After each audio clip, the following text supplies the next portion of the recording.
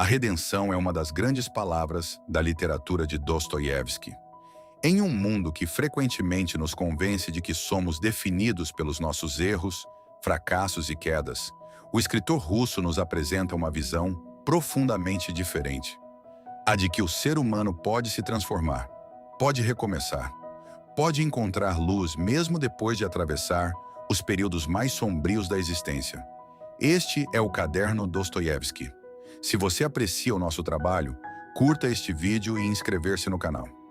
Quando pensamos em Dostoiévski, muitas vezes lembramos de crimes, conflitos psicológicos, sofrimento e personagens atormentados. E isso é verdade. Seus romances estão repletos de indivíduos que carregam culpa, orgulho, desespero e contradições profundas. Mas existe algo que atravessa toda a sua obra como um fio invisível: a esperança da redenção. Dostoiévski não acreditava em uma redenção fácil. Não acreditava em fórmulas mágicas para resolver os dramas humanos. Pelo contrário, em seus romances a transformação verdadeira quase sempre passa pela dor, pelo reconhecimento dos próprios limites e pelo encontro sincero com a verdade. Talvez o exemplo mais famoso seja Raskolnikov, protagonista de Crime e Castigo. No início da obra, ele acredita ser um homem extraordinário, alguém que estaria acima das leis morais comuns. Convencido de sua própria teoria, comete um assassinato. No entanto, o verdadeiro castigo não vem dos tribunais. Surge dentro dele. A culpa corrói sua alma. Sua consciência se transforma em um campo de batalha. É nesse sofrimento que começa a possibilidade da redenção. Aos poucos, Raskolnikov descobre algo que havia esquecido. Ele é humano. Não um super-homem. Não um ser acima dos outros. Apenas um homem, tão frágil quanto aqueles que desprezava. Sua aproximação com Sônia é decisiva. Ela própria é uma personagem marcada pela dor e pelo sacrifício. Mas nela existe algo que Raskolnikov perdeu: a capacidade de amar e de acreditar. É por meio desse encontro que ele inicia sua lenta caminhada de volta à humanidade. A redenção para Dostoiévski não consiste apenas em ser perdoado. Consiste em recuperar a capacidade de amar, de reconhecer a dignidade do outro e de aceitar a própria condição humana. Outro exemplo extraordinário aparece em O Idiota. O príncipe Mishkin é frequentemente visto como uma representação da bondade em um mundo corrompido. Sua compaixão, sua sinceridade e sua disposição para compreender os outros parecem quase deslocadas diante da sociedade em que vive. Embora a história seja trágica, Mishkin revela uma verdade fundamental da visão dostoiévskiana. A redenção começa quando deixamos de enxergar os outros como objetos ou obstáculos e passamos a vê-los como pessoas. Em uma época marcada pela competição constante, pelas redes sociais e pela necessidade de parecer sempre forte, essa mensagem continua profundamente atual. Muitas vezes somos levados a esconder nossas fragilidades. Dostoiévski faz o contrário. Ele nos convida a olhar para elas. Do ponto de vista psicológico, essa é uma das razões pelas quais sua obra continua tão relevante. Muito antes do desenvolvimento da psicologia moderna, Dostoiévski já compreendia que os seres humanos carregam conflitos internos complexos.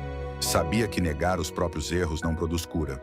Sabia que a transformação exige honestidade. Carl Gustav Jung diria décadas depois que aquilo que não enfrentamos em nós mesmos tende a nos dominar. De certa forma, os personagens de Dostoiévski ilustram exatamente esse princípio. Eles fogem de suas sombras, mas acabam sendo perseguidos por elas. Somente quando as encaram é que surge alguma possibilidade de crescimento. A redenção, portanto, não é uma fuga da realidade, é um mergulho nela. Os irmãos Karamazov talvez apresente a formulação mais madura desse tema. Ali encontramos Ivan, atormentado por dúvidas intelectuais, Dmitri, dominado por paixões intensas, e Alyosha, cuja fé procura permanecer viva em meio ao sofrimento. Cada um deles representa uma dimensão da alma humana, e o romance sugere que nenhuma pessoa é reduzida a uma única característica. Somos maiores do que nossos erros, maiores do que nossas quedas, maiores até mesmo do que nossos momentos de desespero. Alyosha, especialmente, encarna uma esperança serena. Não uma esperança ingênua, mas uma esperança que conhece a dor e ainda assim escolhe acreditar no valor da vida. Essa perspectiva está profundamente ligada à experiência religiosa de Dostoiévski. Após sua prisão e condenação na juventude, seguida pelos anos de trabalhos forçados na Sibéria, ele passou por uma transformação espiritual profunda. Tendo contemplado a possibilidade real da morte, passou a enxergar a existência de maneira diferente.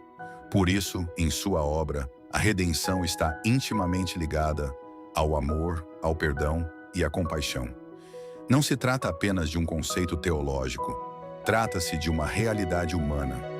Todos nós falhamos, todos nós carregamos arrependimentos, todos nós temos capítulos que gostaríamos de reescrever. A pergunta fundamental é: o que fazemos depois disso?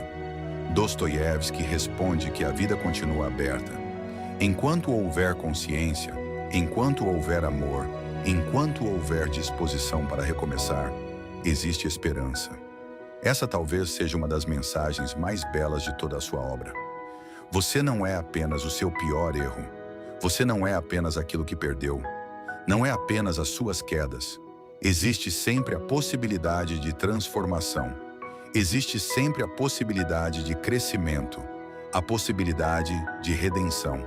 Talvez seja exatamente por isso que milhões de leitores continuam encontrando conforto e inspiração em Dostoiévski mais de um século após sua morte. Seus romances nos lembram que a condição humana é complexa, mas também nos lembram que nenhuma escuridão é absoluta. Mesmo nas noites mais difíceis, existe a possibilidade de um novo amanhecer. Obrigado por acompanhar mais este vídeo. Continue explorando conosco o universo fascinante de Dostoiévski aqui no Caderno Dostoiévski. Curta, compartilhe e inscreva-se no canal para que mais pessoas possam descobrir a riqueza dessas obras inesquecíveis. Até o próximo vídeo.